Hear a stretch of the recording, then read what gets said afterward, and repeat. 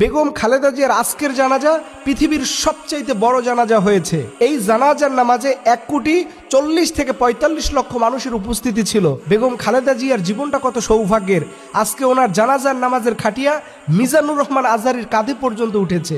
আল্লামা মামনুল হক তার কাঁধে নিয়েছেন। গোটা বাংলাদেশের মানুষ তার জন্য দোয়া করতেছে। আমি আরো অবাক হলাম যে জনাব তারেক রহমান সাহেব তার আম্মার জন্য নিজে কোরআন তেলাওয়াত করতেছেন। এই দৃশ্যটা ওনাদের মতো এইরকম একটা ফ্যামিলিতে আশা করা, এটা আমি জীবনে কল্পনাও করতে পারি নাই। কিন্তু দেখলাম জনাব তারেক রহমান সাহেব তিনি তার মায়ের জন্য কোরআন তেলাওয়াত করতেছেন, তিনি তার মায়ের জন্য আল্লাহর কাছে দোয়া করতেছেন। সুবহানাল্লাহি ওয়া বিহামদি।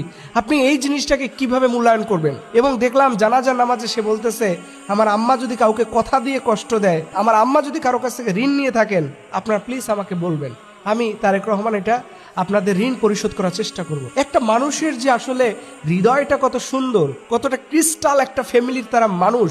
সুবহানাল্লাহ ওয়া বিহামদি। এটা সত্যি দেখে আমরা বারবার মুগ্ধ হয়ে যাই যে এরকম একটা মানুষকে আমরা হারালাম। দেখেন ওসমান হাদির জানাজা এবং বেগম খালেদা জিয়ার জানাজা একই জায়গাতে হয়েছে। লক্ষ লক্ষ কোটি কোটি মানুষ এসেছে এবং দুইজন মানুষের মধ্যে কিন্তু একটা আদর্শিক মিল ছিল। সেটা হলো তারা আপোষ করতে পছন্দ করে নাই, তারা ভারতের সাথে কখনো আপোষ করে নাই।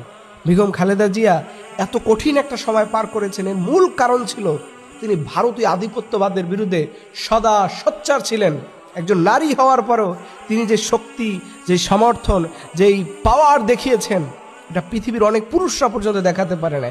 কিন্তু সেই জায়গায় অনড় ছিলেন বেগম খালেদা জিয়া।